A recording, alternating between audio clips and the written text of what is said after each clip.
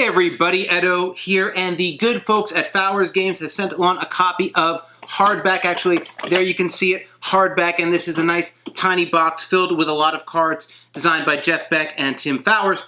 And Hardback is a pseudo-sequel variant on Paperback. And true confessions of a board gamer, I have not played Paperback, but Paperback is a wildly popular spelling, card drafting, deck builder type of game. Playing with the different groups of people of this game, they talked about some of the similarities and differences, but I think you can sum it up as this game just sort of has more stuff and different dynamics. Really simple spelling deck building game. You start with a hand of basic letters. You know, there's a little bit of a variation you do, and I've got some special letters in here, but basic letters like, hey, I got a P and an A, and they all have small rewards like gain a victory point or gain a coin or $1, whatever it is, money. And what you're going to do is you are going to draw up some of the cards and spell a word in front of you. One of the things that's different between this and Paperback is that you can use your cards like CAP for cap, or you can take any of your cards and place them face down. Face down makes it a while. So I could make this clap. Now, I might not want to do it in that, but if I was trying to get in a different letter, like, I don't know, if I was trying to spell captain or something and I was missing a couple letters, I could use them face down. No problem putting them in. They just, you only have as many cards in your hand, and they don't give you any reward. But I believe that's significantly different than Paperback, where you couldn't, there were wild cards, but you couldn't just use any card wild. So one of the things it gives you is a huge range of words you can spell, depending on your vocabulary. But what am I doing? So I play cards, I spell a word. When you spell a word, you gain resources, and you spend the resources to get more letters or to get ink. And ink has a couple neat uses, one of which is you can turn it back in later for some money back. But what you're going to be doing is buying and building up your deck. I buy some cards, I put it down, I draw some more, and it's a deck builder, so the hand is changing, you're getting more letters.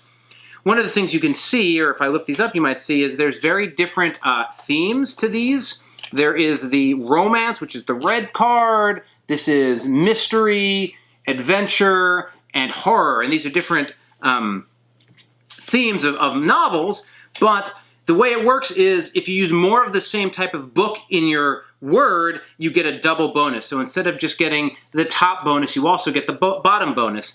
And they're all very thematic, like the types of bonuses you get from the adventure cards are sort of similar and play differently than the horror, so you sort of decide which way you want to go. So really what you're trying to do is get these cards and be able to use them together with your words to get big benefits, because you're just trying to rush a score track or you know, generate a bunch of money to buy more cards. You know, next to no player interaction, you're just spelling and taking turns. A couple other neat mechanics. There are these sideways cards, which are like, I don't know, enchantment cards, but basically when you use it, it's an ongoing benefit every time you play, but somebody can get rid of it by using that letter without putting it in, just saying I used an I, like in camping, in their word, and then it's removed. So that's a nice little player interaction. I mean, that's sort of the extent of it.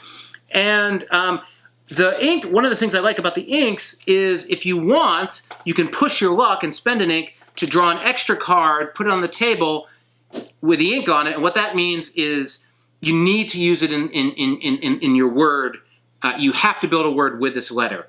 And so if you want to do a longer word and you're willing to sort of take whatever comes, like here's an X, that might be tough, but I want to push my luck more, here's an N. So I need to spell a word that uses both an N and an X, like noxious, which is tough, but at the same time, I could also just like use my entire hand and put them all face down to do it. So it works in both ways. Ultimately, I actually enjoyed this game quite a bit. I liked the flexibility in the words and felt that it was a fun opportunity space because I like that puzzle solving spelling bit. You definitely want to have a good vocab. I did find at times, based on in some games, you sort of got the same word type. Like if you have the same letters and you're rotating your hand, you end up spelling pretty much similar sets of words pretty frequently. My other gripe, and tons of cards, there's a bunch of variations in the box and different ways of plays and just a whole bunch of different things. So it's a lot of gameplay. I'm not a fan of this box. I don't mind it. I love the design, but it just, and I, picking it up, spilt it. But once you have everything in here, it fits all well, but it's super dense and super tight. Like, I don't know. I think I would have just rathered a different box to this. This felt like it probably was a great box until maybe there were Kickstarter add-ons and expansions and extra little things. It just ends up always feeling like I'm going to bend some things. I don't know. I like it, but I think I would have preferred a normal box. I want to play paperback. I got to find somebody with a copy, but this was, without playing paperback, I thought this was really fun. If you're play the other, you know, you'll have to play on your own to compare it. So this is Hardback. Hey everybody, Edo here, and thanks for watching Gaming with Edo. Reviews over here on this playlist, League and Insider videos over here on this one. Subscribe, share, all that good stuff. But most importantly, play some great games. Thanks.